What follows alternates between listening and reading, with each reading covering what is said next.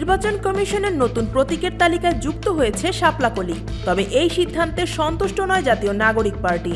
তাদের দাবি, এনসিপিকে বাচ্চা বা অনুজ দেখানোর চেষ্টা করছে ইসি, তাই কলি নয়, দলীয় প্রতীক হিসেবে শাপলাই চায় এনসিপি।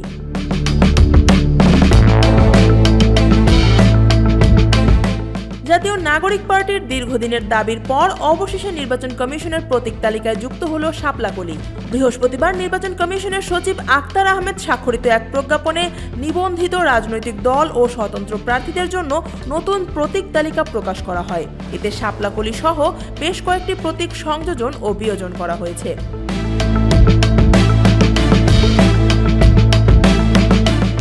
গত বছর আওয়ামী লীগ সরকার পতনের আন্দোলনের নেতৃত্বে থাকা তরুণ ও ছাত্রদের উদ্যোগে গঠিত এনসিপি নিবন্ধনযোগ্য দল হিসেবে বিবেচিত হওয়ার সময় থেকেই শাপলা প্রতীক দাবি করে আসছিল।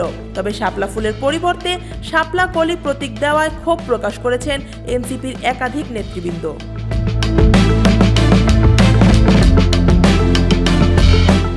তাৎক্ষণিক প্রতিক্রিয়া সাংবাদিকদের সঙ্গে আলাপকালে দলটির যুগ্ম সদস্য সচিব জহুরুল ইসলাম মুসা বলেন, আমাদের শাপলা কলি দেওয়া হলে তা আমরা মানি না, আমরা শাপলাই চাই।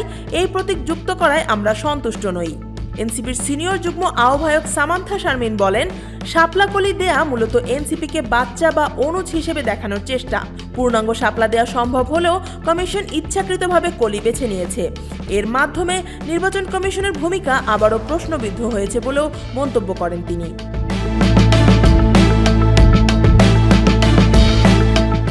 সামান্থা অভিযোগ করেন, ইসি বড় কোনো দলের সঙ্গে মিল রেখে প্রতারণা করছে। তার মতে, এমন কমিশনের অধীনে সুষ্ঠু নির্বাচন সম্ভব নয়। এর আগে এনসিপি শাপলা প্রতীক বরাদ্দের দাবিতে নির্বাচন কমিশনের সঙ্গে একাধিক দফা বৈঠক করেছে। এমনকি দলটির পক্ষ থেকে বারবার বলা হয়েছিল, শাপলা না দিলে তারা নিবন্ধন নেবে না।